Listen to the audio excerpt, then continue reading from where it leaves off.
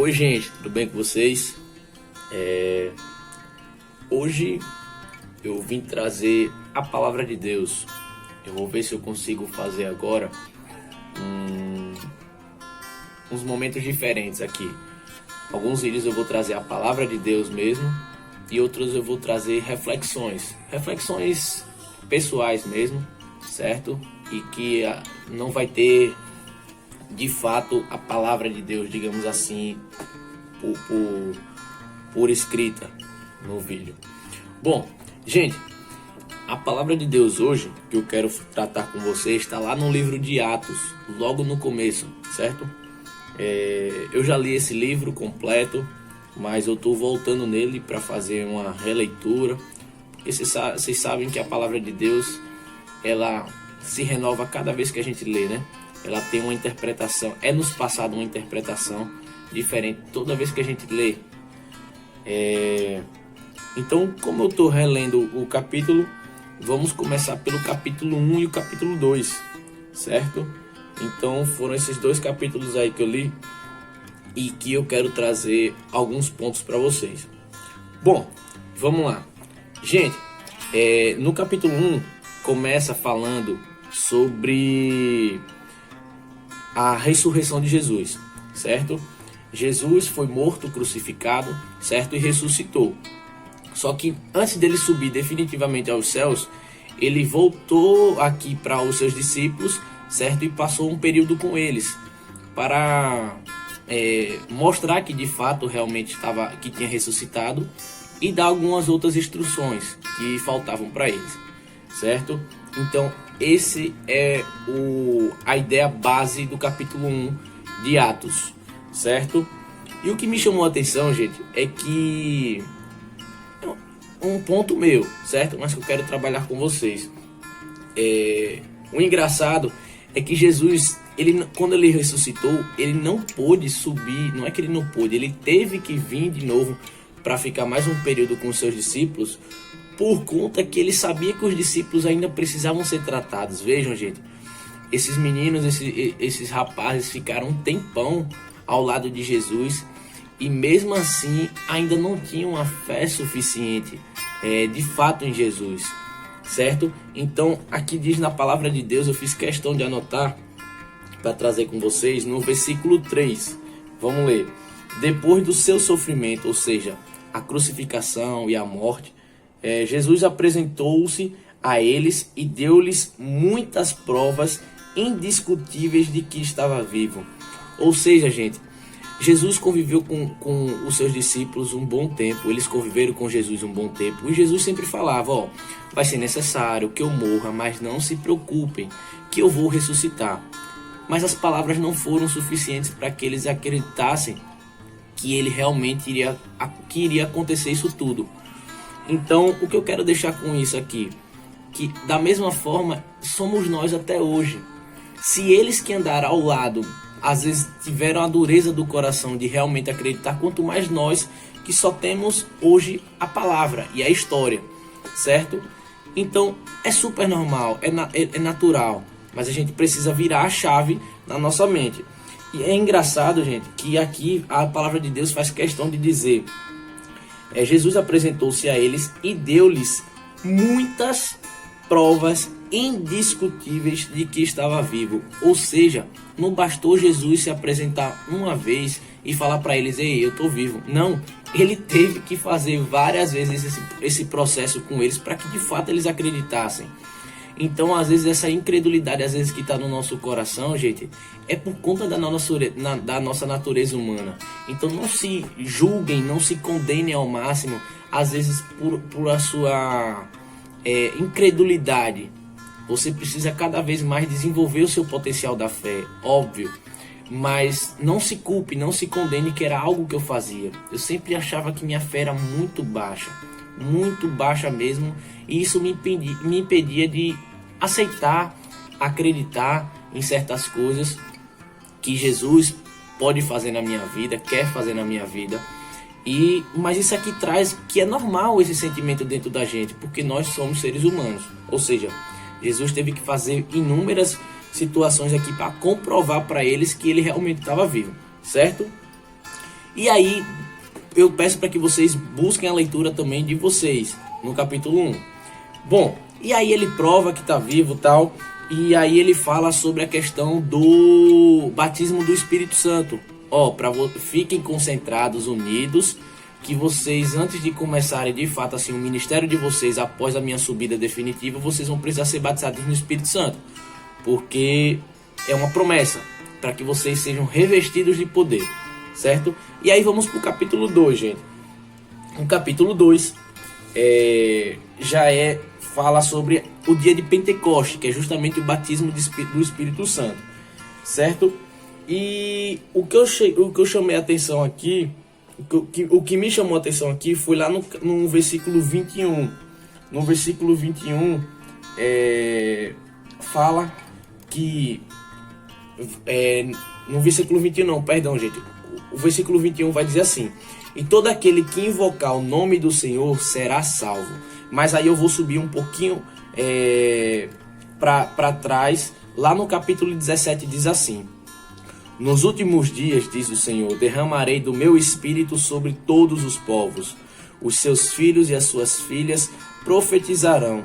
Os jovens terão visões, os velhos terão sonhos.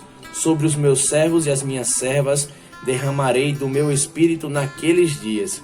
E eles profetizarão. Mostrarei maravilhas nos céus e na terra, e sinais embaixo na terra. E aí que eu vou lá para o versículo 21, só para não estender muito esse vídeo, e diz: e todo aquele que invocar o nome do Senhor será salvo. Rafael, por que você trouxe essa palavra?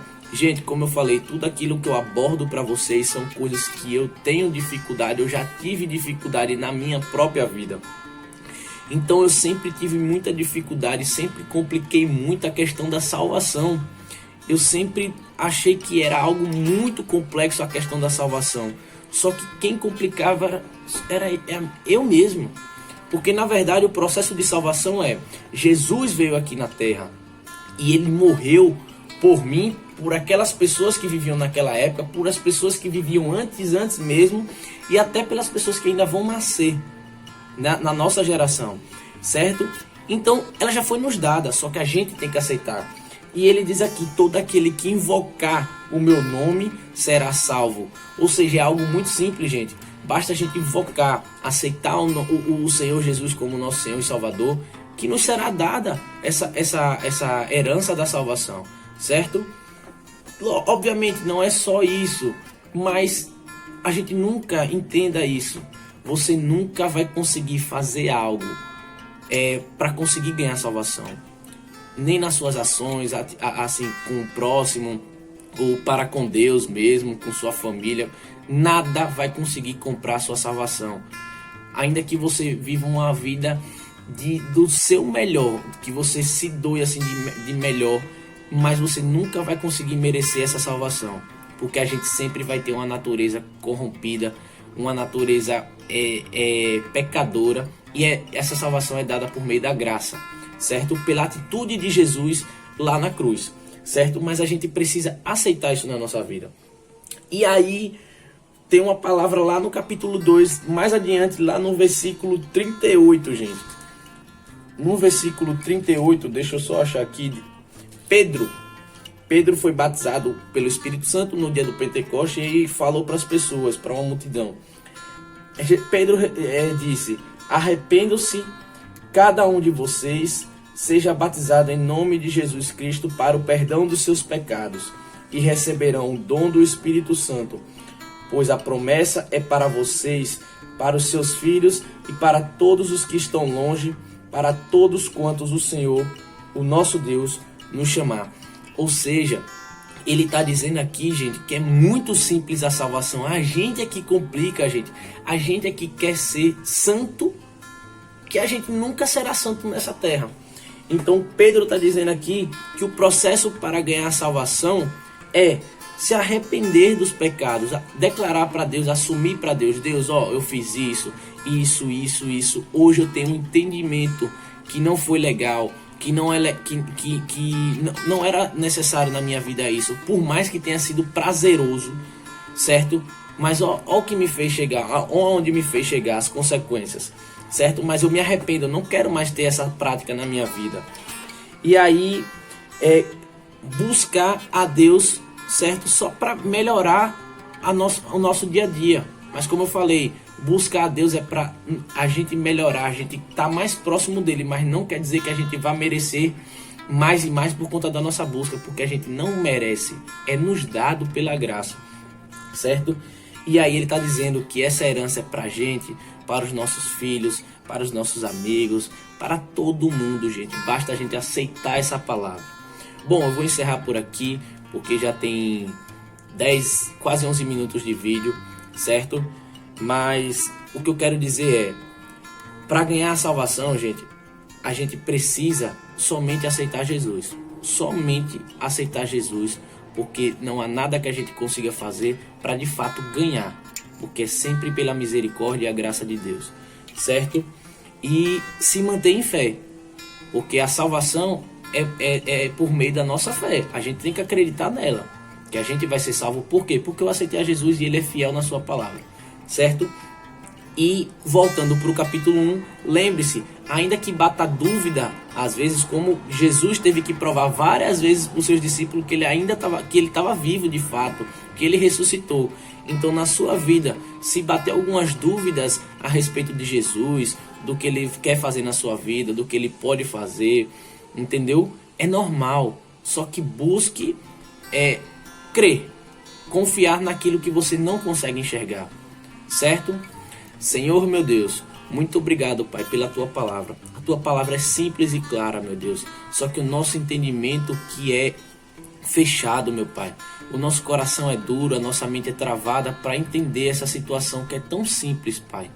Que o Senhor possa, meu Deus, desconstruir, meu Pai, tudo, meu Deus, que foi colocado na nossa vida, meu Pai, que nos atrapalha de entender, meu Deus, o Teu amor, o Teu carinho, a Tua graça e a Tua atitude, meu Pai, de ter morrido em nosso lugar, meu Pai.